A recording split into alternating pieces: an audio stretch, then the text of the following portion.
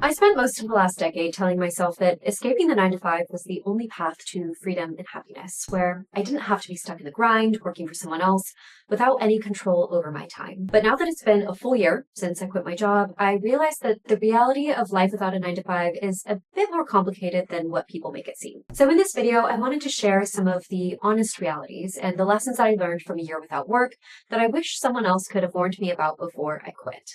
Lesson one is that burnout is only obvious when it's already too late. When I finally quit my job, there was a part of me that expected to jump right into whatever my next chapter was going to be, whether that was new projects or traveling. But for about a month after I quit, I didn't want to do anything except for sit in bed and watch Netflix and vegetate. And this was such a weird feeling for me because before I quit, I had spent nearly 10 years working at a number of different startups in the Bay Area, and I loved the work. I worked with really amazing coworkers and clients, and day to day really enjoyed what I did, which I'm really lucky to be able to say. But I got so caught up in that day-to-day that I ignored an important detail about the job. And that was that the company that I was working at wasn't actually on a path to succeed. Like a lot of other startups, it was in constant survival mode, which is fun and exciting when there's momentum and the chance that that effort will pay off in a big way. But way before I quit, it became clear that the company wasn't going to have that massively successful ending that it needed to justify the 60 or 80-hour weeks that I was putting in. And eventually, all of that effort started to feel a lot like just running in place. After I quit, I came across this definition of burnout that really landed with me. It's by Sam Altman, and the idea is that you don't burn out from working too hard, you burn out from working too hard without going anywhere. In my case, I knew I was approaching a dead end for months, and even though my mind enjoyed the work, my body was keeping score and could tell that I was overinvesting. So if you're already at the point of feeling exhausted and you know you're in a dead-end situation that won't pay off, that's the signal to take a step back or pivot to avoid burning out. It's something that I wish I had done instead of waiting for things to fall apart. Lesson two is that life outside of the 9 to 5 isn't for everyone. It has trade-offs. One of the first things that I noticed when I stopped working was that while I was able to remove and get rid of a lot of the things that I disliked about the 9 to 5, like the rigid schedule or the constant grind, there were also really helpful things that I lost as well. I realized that 9 to 5 work had been giving me two things that I hadn't really prepared to replace. The first was my social life. I underestimated just how much of this was tied to my job, which maybe sounds a little bit sad, but I think it's true for so many of us. Even when work hours were really long and intense, I was still spending that time with really smart and great people. And that made up a big portion of my time with others each day and each week. The second was structure. So I had also given up a very predictable routine of knowing where I'd be and what I'd be doing for the majority of each day, which provided a ton of structure.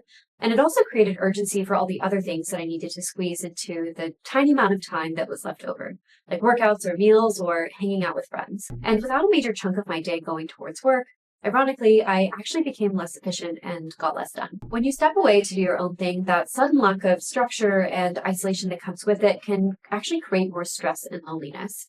And it does take a lot of effort to fill those gaps since there's no quick replacement.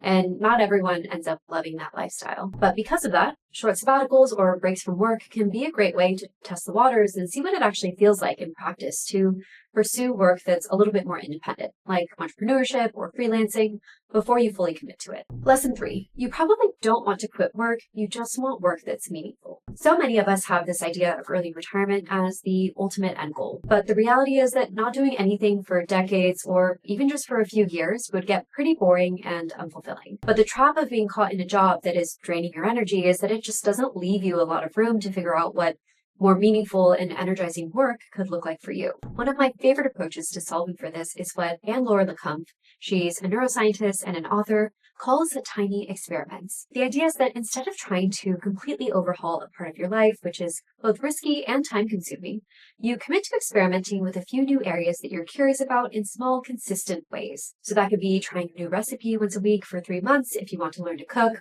or posting on YouTube for 30 days straight to see if you even like creating content. These experiments are low stakes and less time consuming than a full life overhaul, but they still require commitment. And that last part is important because the point is to figure out what actually improves your health or happiness or productivity, whatever your goal is, by actually doing the thing instead of just getting stuck thinking about it forever. The good news is that you don't need to leave your job to do this. You can run tiny experiments while you're still at your 9 to 5 to try to find and move closer towards work that you love.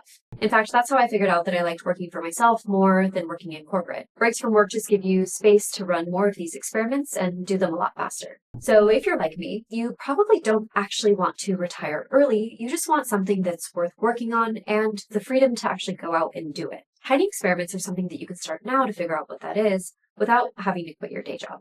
Lesson 4 is that routine is a trap.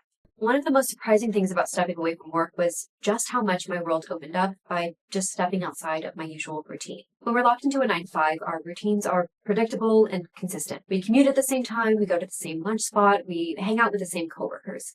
And when everyone's on that same schedule, and not just people at the same company as you, but maybe everyone in an entire industry, it's really easy to start feeling like the world is small. But when I stopped working, I suddenly had all of the freedom to explore outside of my old standard routine. I started going to new coffee shops, the library, workout classes in the middle of the day, and just by showing up consistently, I started bumping into a new set of people. The Bay Area has this reputation for being super techy, kind of homogenous and a bit boring.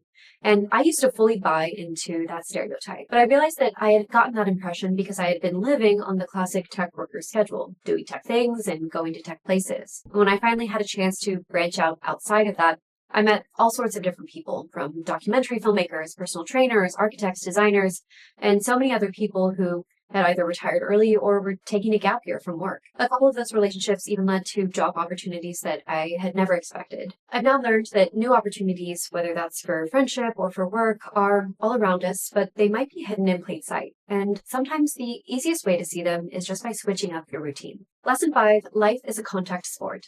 And by that, I mean I had to learn how to get off the couch. I spent the first few months of my break not really doing anything noteworthy. There was a lot of time sitting at home, reading, dreaming about the things that I would do next week or next month, and then looking back and wondering why I still felt stuck in place. It's interesting to think about how much of that standard path, whether that's going to school or working a 9 to 5, has access built in. You show up, and just by being there, you get exposure to ideas, people, and opportunities. And that's why I think 9 to 5 work often feels like it moves forward for you, maybe even faster than you'd like without much effort. But when you step away from that path, none of that access or momentum continues automatically. All of a sudden, I had to be the one putting in effort to meet new friends, learn new things, or reaching out to get involved, rather than just responding to whatever opportunities were being handed to me. And this made me realize just how passive I had been about going after my dreams and interests when I was at my 9 to 5, and something that I wish I would have approached far more intentionally and actively. Lesson 6, you are not your job.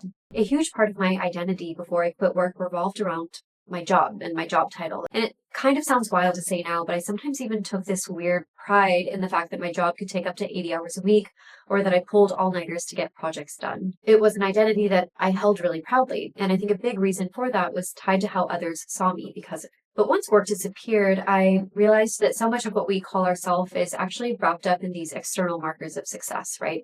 Our job title, how we look, the brands that we wear, how many friends that we appear to have. But these things are so easily lost, and creating an identity around them is a really fragile way of thinking about ourselves. And if we're not careful, when we inevitably lose one of those markers of success, it's easy to try to replace it with another equally shallow one. And there's a book that I picked up that really helped me deal with this, and it's called The Courage to be Disliked. It talks about how if you want to be happy, the goal isn't to base your identity on what others think, which tends to be both shallow and short-lived. It's to create an identity with multiple dimensions, revolving around things that actually matter to you, and aren't just there to impress other people that are around you. And as the title suggests, many times this means being comfortable with other people disliking you.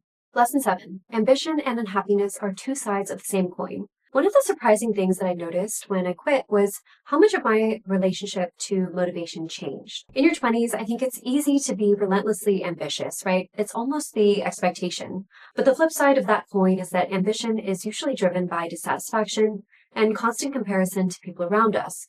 So it often sits at odds with feeling good about your life despite what you've achieved. When I finally had space from the usual pressures for more and more, I realized that a lot of those milestones that I had been chasing were ones that someone else decided was important for me, and that the pressure to actually get there and achieve those things came from everyone around me running that default race to get to that next finish line. I realized that after a certain point where I've got my needs covered and can afford the things that I care about, I could just decide to be happy with where I was at, right? I didn't need to always be striving for more and more. My goals since I first started working have definitely changed. I don't want to be an executive at a big company. I don't want to grind for 80 hours a week at some meaningless job ever again, especially not if those things come at the cost of being happy with my life and having the freedom and flexibility to do things that are important to me. Dissatisfaction is a huge motivator, and I think that there are times when it's useful and even helpful to embrace it, especially if you're just starting out or trying to make major changes in your life. Dissatisfaction is fuel that can actually help you make those big swings. But it's really easy to then get stuck on the treadmill of achievement far beyond what's useful. And at some point, you have to decide when you have enough and it's time to take a step off. Lesson 8, the math of happiness is subtraction, not addition.